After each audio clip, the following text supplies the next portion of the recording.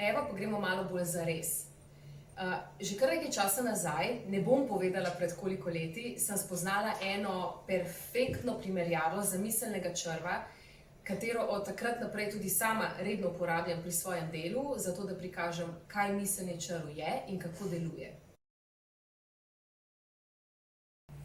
Pri sebi imam 2 vrča s čisto vodo. V enega od njiju bom zlila kapljico črnila in v drugega kapljico sledila oziroma navadnega soka za razredčiti, tako da ga poznamo. Takole bom malo pridržala in sicer opazujete lahko, kako se zgolj ena kapljica širi, razpreda in zavzema cel volumen prej čiste vode. To se bo dogajalo toliko časa, dokler ne bomo v kozarcu videli samo še umazane in obarvane vode.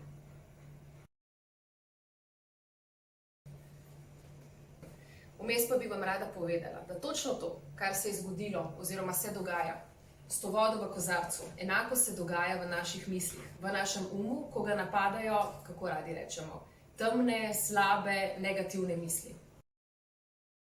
Namreč, samo ena temna misel, ki vam šine skozi in vkolikor je nemudoma ne zatrete, ustavite, naslovite in odslovite, pomeni, da ji dopustite, da dela svoje, da se širi, stopnjuje in privablja nase in lepi neprestano še nove in nove negativne oziroma slabe misli, dokler ne zapredajo vašega celega uma v negativo. Zakaj je to tako pomembno vedeti? Zato, ker smo vsak dan z vseh strani neprestano bombardirani s temi miselnimi črvi. V glavo pa nam ga lahko ustavi slaba misel na katerokoli temo ali na kateremkoli področju našega življenja. Pa naj bo to slaba novica, ki smo jo prebrali, naj bo nekaj, kar smo slišali v poročilih, ki jih spremljamo, lahko je to zgolj opazka znanca ali sorodnika ali kogarkoli drugega, zato je pozor pomembno, da pazimo na svoje besede, ker nikoli ne vemo, kje in kdaj bomo z njimi kaj zasejali.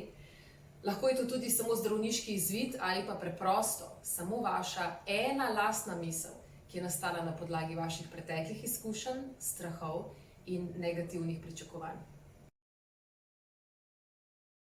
Zato je tako zelo pomembno, da se začnemo ukvarjati s področjem medicine misli, da se naučimo misliti tudi na to, da se začnemo učiti in uporabljati neprecenljive prijeme v praksi.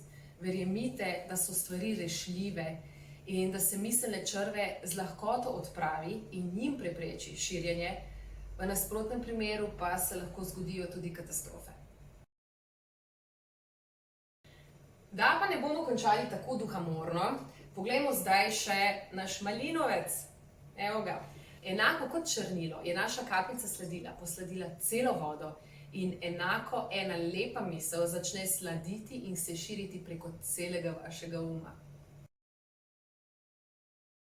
Tako, v naslednjem videu vam pa povem, zakaj imam občutek, da je toliko težje ohranjati dobre črve in se težko izogibati slabim.